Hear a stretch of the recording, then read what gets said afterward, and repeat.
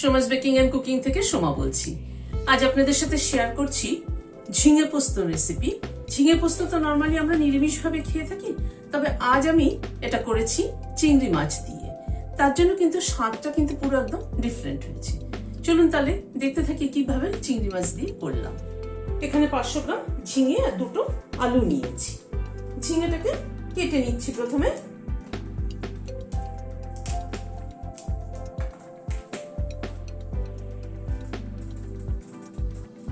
ঝিঙের শীতটা একটুখানি ভালো মতো ফেলে দিতে হবে, তা না হয়তো কিন্তু খেতে ভালো লাগবে না। পুরো শীতটাই কিন্তু ফেলতে হবে।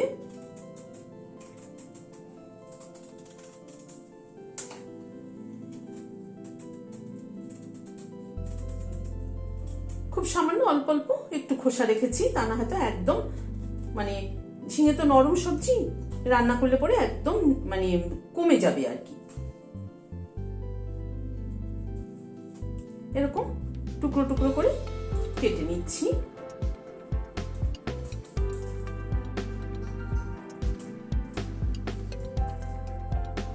এরকম টুকরো টুকরো করে ঝিঙেগুলোকে কেটে নিচ্ছি।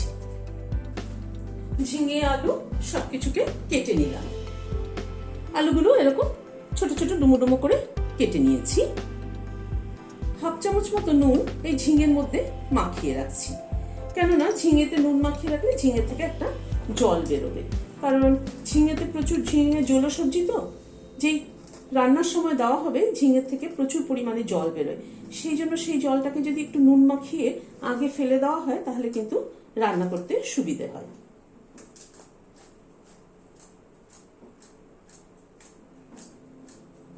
ঝিঙেটাকে নুন মাখিয়ে 10 মিনিট মতো রেখে দিচ্ছি।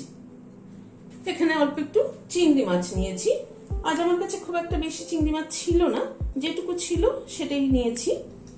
চিংড়ি মাছটার মধ্যে অল্প একটু নুন দিয়ে দিলাম, অল্প একটু হলুদ দিয়ে দিলাম। নুন হলুদ দিয়ে চিংড়ি মাছটা একটু মাখিয়ে নিচ্ছি।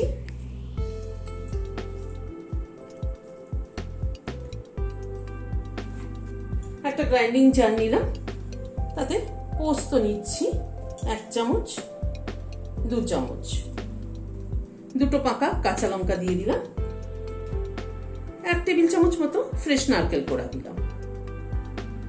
খানিকটা জল দিয়ে এটার একটা পেস্ট তৈরি করে নিচ্ছি। গ্যাসে একটা প্যান বসালাম, সরষের তেল দিচ্ছি। তেলটা একটু চারপাশে লাগিয়ে নিচ্ছি প্যানের।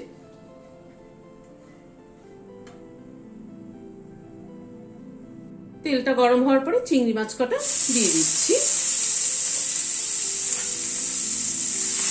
চিংড়ি মাছটাকে জাস্ট একটুখানি সতে করে নেব।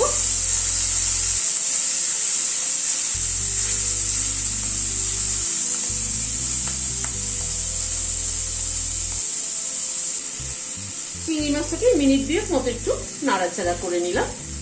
এবার তুলে নিচ্ছি।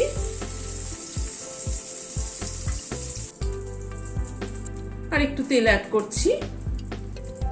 হাফ চামচ কালো জিরে ফোড়নে দিলাম। কালো জিরেটা একটু ক্র্যাক করা অবধি অপেক্ষা করব।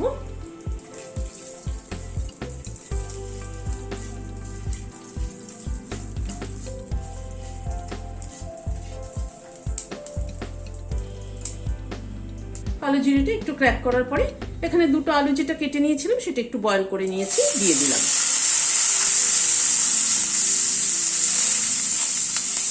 আলুটাকে আগে একটুখানি ভেজে নিচ্ছি।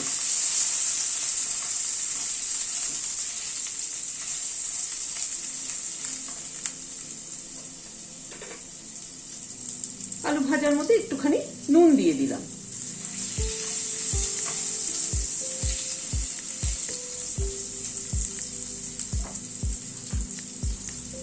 একরকম ভাবে ঝিঙে পোস্ত না খেয়ে গতানুগতিক ঝিঙে পোস্ত থেকে একটুখানি অন্যরকম ভাবে করছি, যাতে একটু মুখের টেস্টটা বদলায়, খেতে ভালো লাগে।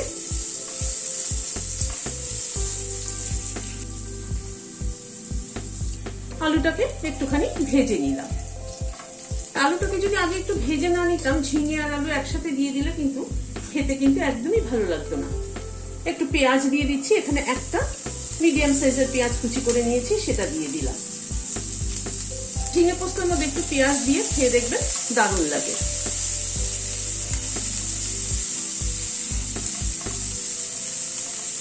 পেঁয়াজটাকে দিয়ে পেঁয়াজটা একটু ভেজে নিচ্ছি।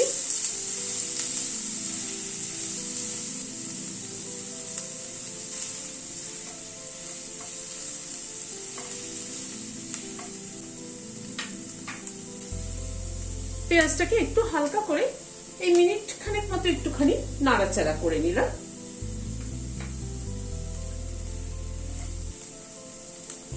এবার ঝিঙেটাকে দিয়ে দিচ্ছি।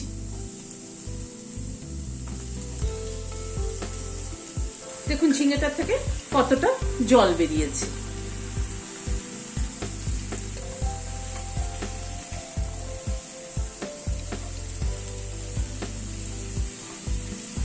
ঝিঙেটাকে দিয়ে এবার একটুখানি নাড়াচাড়া করে নেব, মানে ঝিঙেটা কুক হওয়া অবধি অপেক্ষা করব। ঝিঙেতে নুন মাখিয়ে রাখিয়েছিলাম যদিও, তবুও একটুখানি নুন আমি অ্যাড করলাম, লাগবে। তারপর একটু হলুদ দিয়ে দিলাম।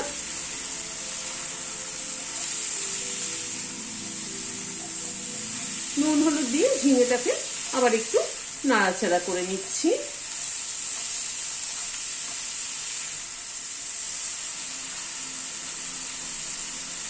আবার একটু ঢেকে দিচ্ছি। 3-4 মিনিট মতো ঢাকা ছিল, আমি ঢাকাটা খুলছি। মাঝে আমি একবার ঢাকা খুলে নেড়ে দিয়েছিলাম। ঝিঙেটাকে আরেকটু টানাতে হবে।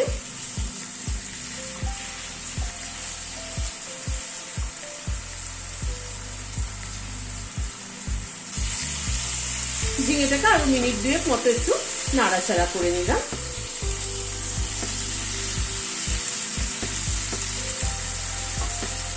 এবার এই পোস্ত আর নারকেল বাটাটা দিয়ে দিচ্ছি। এটা ধুয়ে সামান্য একটুখানি জল অ্যাড করছি।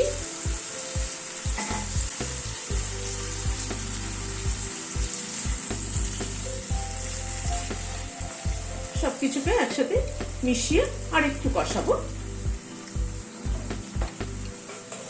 চিংড়ি মাছটা দিয়ে দিলাম।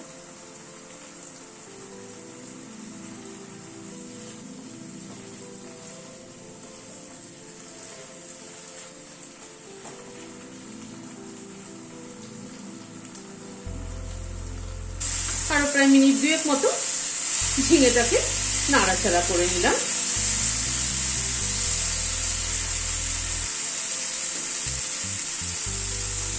হাফ চামচ চিনি দিয়ে দিলাম।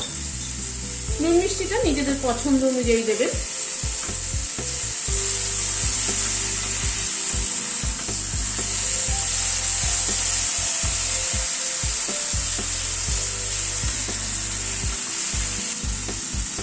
দুটো কাঁচা লঙ্কা মাথাটা ছিঁড়ে দিয়ে দিলাম, আর অল্প একটু কাঁচা সরষের তেল অ্যাড করে দিলাম। সবকিছুকে একবার একটু মিশিয়ে দিচ্ছি। গ্যাসের ফ্লেমটাকে বন্ধ করে দিলাম, দিয়ে ঢেকে দিচ্ছি 5 মিনিট স্ট্যান্ডিং টাইম, কাঁচা তেল কাঁচা লঙ্কার ফ্লেভারটা অ্যাড হওয়ার জন্য। রেসিপিটি যদি ভালো লেগে থাকে তাহলে একটা লাইক এবং সাবস্ক্রাইব করার অনুরোধ রইল। আজ তাহলে এখানে শেষ করছি। নমস্কার।